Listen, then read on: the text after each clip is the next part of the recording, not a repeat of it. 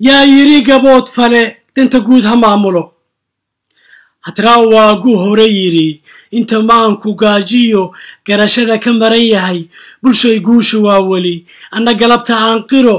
inta gabar u xiran tahay geyigoo midoobiyo gobol ma aan rabo guusha amxaarsi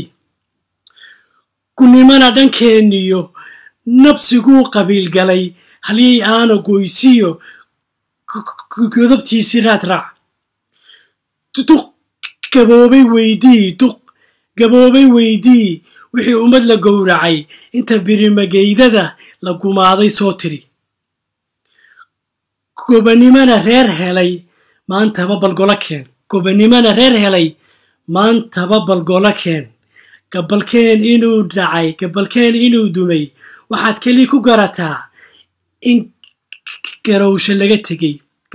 inuu dumay waxaad keli ku garataa in garowsha laga tegey guyaal hore wixii dhacay horta yaa gartood naqay yaa garaadkii naga xaday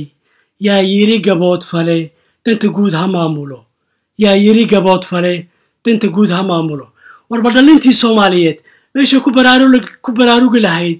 in dhulkii Soomaaliyeed la kala qoqobay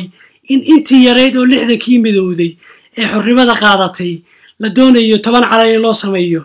in la baabi'iyo istirka Soomaaliga ah in la baabi'iyo diin iyo dhaqan deegaankii la wareego xabashii heesa ugu soo qolqolayso iyo Oromo bedel leeyahay wadankii la qabsaday boqol maamul calan laga sameeyay qabiiladii islaayay bal libintii ay gaareen horta ma lahaya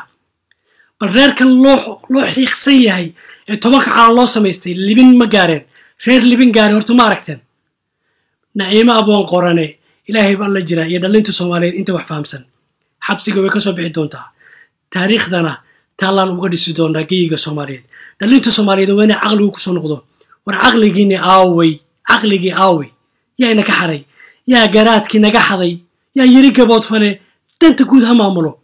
bal yaa yiri aqligu inuu shaqeeyaa loo baahan yahay waa inaynu ka kacno hurdada dalkii waa la wareegay dhulkiina waa la qabsaday inagana waa la kala qoqobay maalin bana mid kan baraaruga baa waxa lagu cunayaa cidla ogaada maaha kaliya wax ku kooban naciimo waa wax qof kasta oo garaadkiisu oo siiyo dhulkan in sida loo dhaamo sidaas loo galiya hadan wax laga bedelin nabadino waa Jaabir Xuseen Gacayto idin leh baraaruga